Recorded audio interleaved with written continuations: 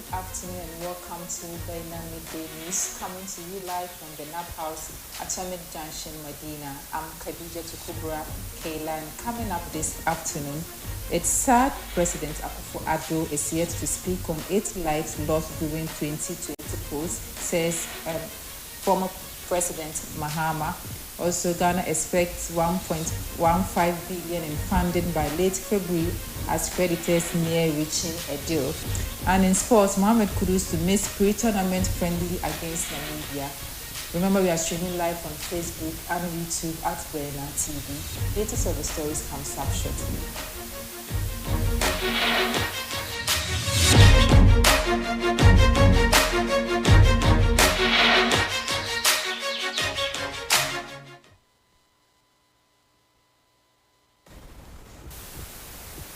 Thank you for staying with us.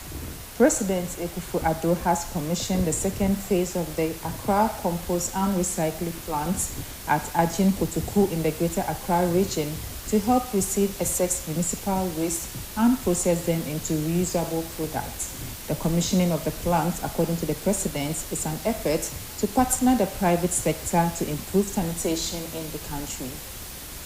The second phase of the Accra Compost and Recycling Plant adds 1,400 tons line to the existing 600 tons facility, which will provide metropolitan, municipal and district assemblies within Greater Accra metropolitan area a viable and cost-effective alternative to dump sites and increase the plant's capacity to bridge the existing gap of untreated solid waste within Greater Accra metropolitan area. The President, in a short statement to commission the plant, reiterated his administration's commitment.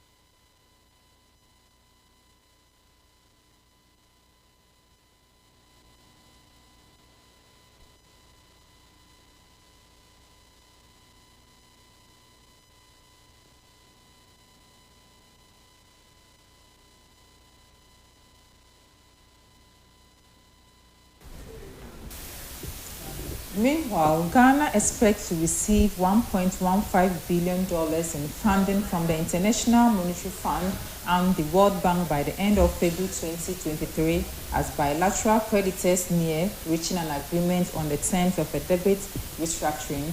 Finance Minister Ken Ofori-Atta says he is confident that official creditors will agree on a memorandum of understanding in a meeting scheduled for January 8, 2023. According to Ken Ofori-Atta, an agreement will enable the IMF Executive Board to meet to review Ghana's performance under a program that started in May 2023 and to approve the disbursement of $600 million, the second tranche of its $3 billion bailout. The board will likely meet on January 18, 2023 after delays. He added that the board approval will also trigger the process for 2 World Bank disbursements totaling $550 million. He further said the World Bank has committed $300 million in budgetary support and another $250 million toward Ghana's Financial Stability Fund. According to him, budgetary support disbursement is expected by the end of this month, and the contribution to the fund that provides liquidity to financial institutions impacted by the domestic debt restructuring will likely come in by the end of February. And in politics, Nana Kwame Bediako has revealed himself as the elusive man in the mask who for many months stirred controversy in political space with his campaign called the New Force Campaign. He disclosed this on Sunday, December 7, at a press conference after the council convention of the New African Foundation, where he said he is nothing to be scared of as he comes as a salvation, and the investment he made is not only himself but to the whole nation.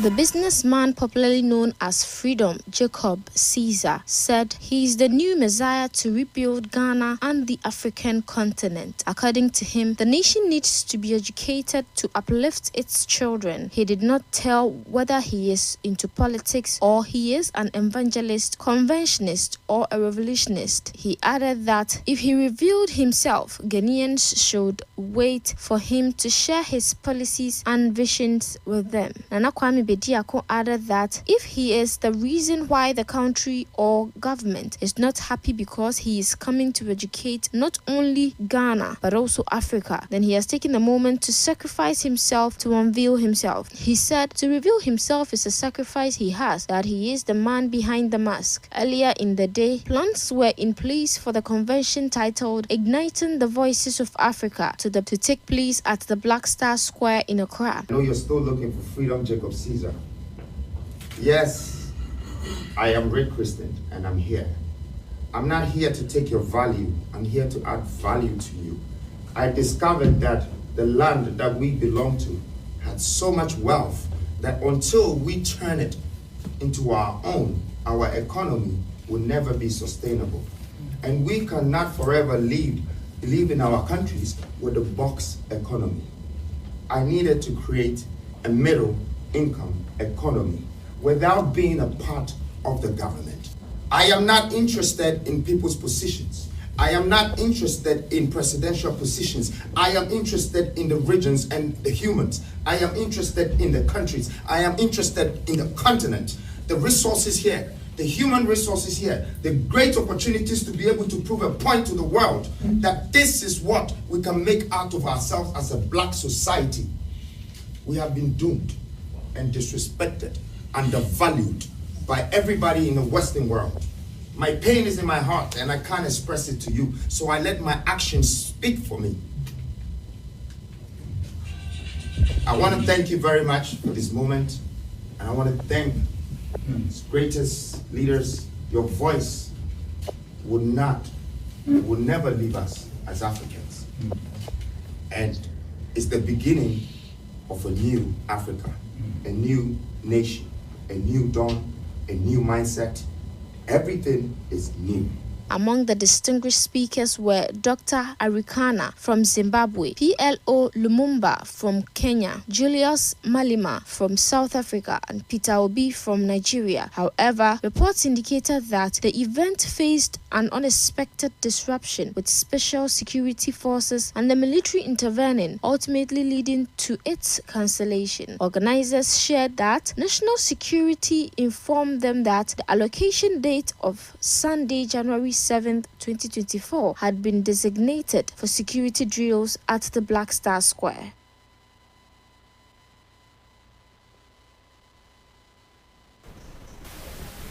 Still on politics, former president and flag bearer of the National Democratic Congress, John Dramani Mahama, has described as saddening the silence of President Nana Addo Dankwa Akufo-Addo 3 years after the loss of 8 lives during the 2020 elections. In a statement issued to commemorate 31 years of Ghana's Fourth Republic, the NDC's flag bearer slammed what he described as use of tax and elements within the security agencies to disrupt the 2020 elections in some parts of the country, leading to the loss of 8 lives.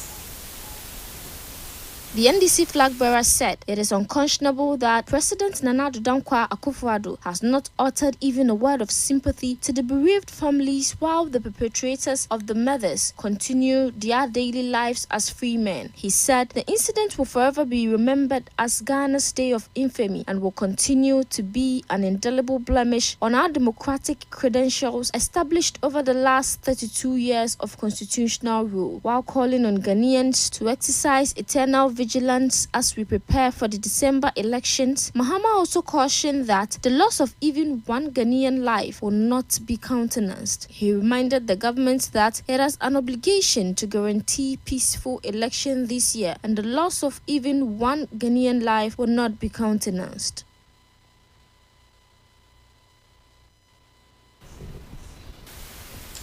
And in sports, West Ham United star Mohamed Kudus is said to miss Ghana's pre-2023 African Cup of Nations friendly against Namibia due to his late arrival and a minor injury. The match, which will be played later today at the Baba Yara Stadium in Kumasi, is scheduled to kick off at 8 p.m.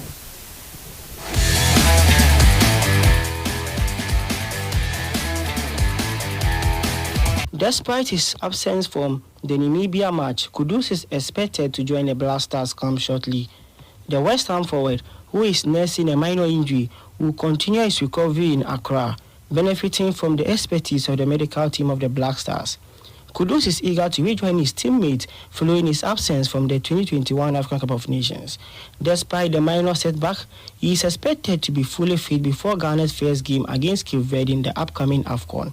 Since his move to West Ham United from Ajax last summer for a fee of around 40 million euros, Kudus has made a notable impact, boasting an impressive record of 10 goals in 18 starts across all competitions.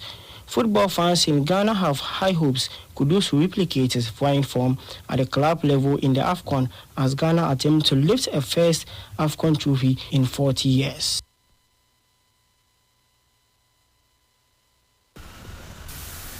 And this is all we have for you on our midday news. For more stories, log on to our website, bainamultimedia.com. I'm Khadija Tukubra Kaylani. Have a good afternoon.